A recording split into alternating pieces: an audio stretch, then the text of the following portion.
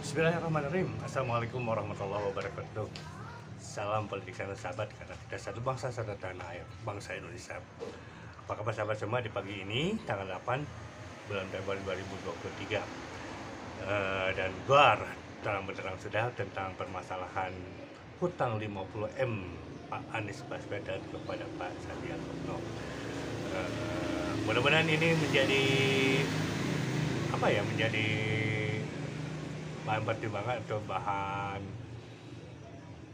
dan mungkin bagi sebagian orang tidak akan selesai sampai di sini, akan terus digoreng, terutama untuk yang kontra, dan untuk yang pro kepada Pak Anies dan tim koalisi perubahan tidak perlu jadi gusar, karena ini sudah jadi terang benderang. Mungkin sahabat-sahabat sudah membaca, melihat beberapa video YouTube tentang benderangnya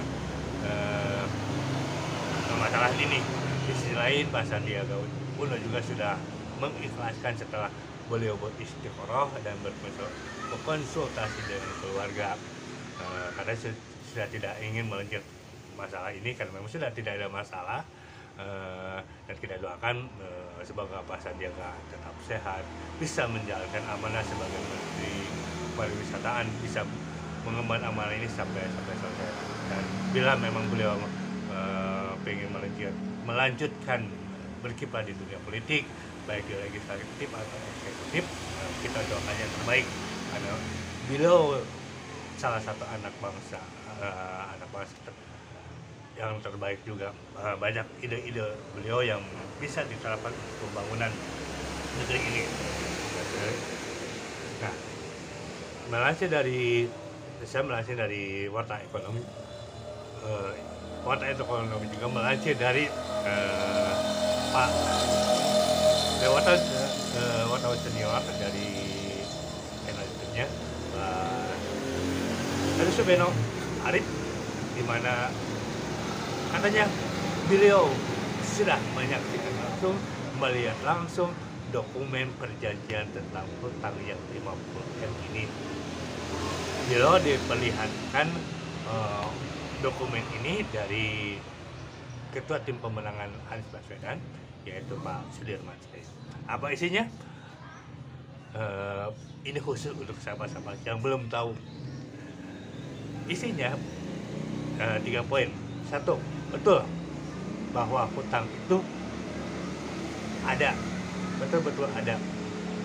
Yang kedua, rinciannya pertama, bahwa hutang itu ada peminjaman 20M, kemudian ditambah 30, jadi totalnya 50. Jadi betul 50, total 50M. Dan itu tanpa anggunan, tanpa bunga, karena ini untuk kepentingan kampanye gubernur 2017.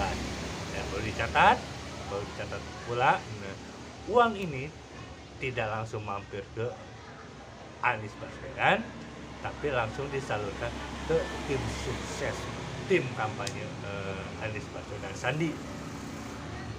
Siapa lagi kalau bukan Gerindra dan PKS. Jadi yang memanfaatkan uang ini adalah tim pemenangan, tim kampanye, yaitu Gerindra dan PKS. Jadi sedikit mungkin menyentil ya, bila ini walaupun lewat Pak Sandi yang mengungkapkan, bila ini dihembuskan oleh Partai Gerindra, jadi agak lucu juga, karena ternyata yang bukan menikmati, karena ini konteksnya adalah untuk tim pemenangan, konteksnya adalah memanfaatkan uang itu. Ternyata Gerindra juga sebagai tim kampanye Anies dan Sandiaga pada waktu itu turut memanfaatkan uang yang dimaksud tersebut. Nah, yang terakhir ada klausul, ada perjanjian bahwa memang Pak Heru tidak bisa, karena tidak diizinkan oleh yang berwenang, oleh Pak Sudirman Said tentunya, untuk menunjukkan teks asli itu nggak tahu kalau mungkin ada dari Pak Sandi nanti dari itu menunjukkan atau ada klarifikasi lain bahwa ini yang jadi perbincangan, hutang itu dianggap lunas apabila Anies dan Sandi memenangkan pilgub. Catat bahwa hutang itu dianggap lunas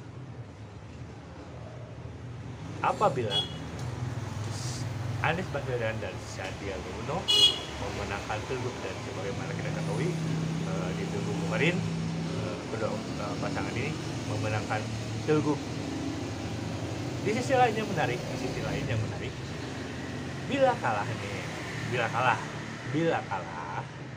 sekali lagi bila kalah keduanya, hutang itu tidak akan ditanggung bersama, tapi tidak akan ditanggung oleh tim sukses, tapi menjadi tanggung jawab Anies Baswedan dan akan dibayar. Itu sahabat. Jadi catatannya, hutang itu benar ada, jumlahnya betul ada, tapi dimanfaatkan oleh tim sukses, tim kampanye, yaitu daripada Gerindra dan PKS dan relawan yang lainnya. Kemudian dianggap benar apabila menggunakan pemilu, pilgub, dan bila kalah akan ditanggung oleh Anies Baswedan.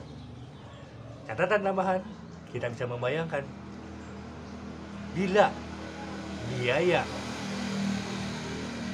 pemenangan pemilu saja, pilgub saja sampai 50 M DKI, mungkin di daerah lain bisa ada yang kurang, ada yang lebih. Terbayangkan bagaimana biaya pemenangan pilpres? Apakah Pandai juga, mohon maaf bukan betul, sekelas Pandai juga Pak Jokowi tidak melakukan hal yang sama? Pak Prabowo juga untuk pemenangan atau acara pilpres kemarin, walau. Jadi jelas bahwa satu, Pak Sandi sudah menutupi masalah ini.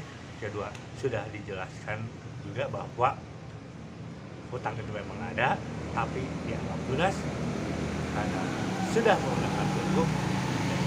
Hutang tersebut, uang tersebut digunakan untuk pemenangan pilgub DKI.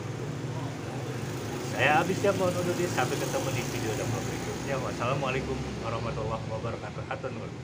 Salam politika.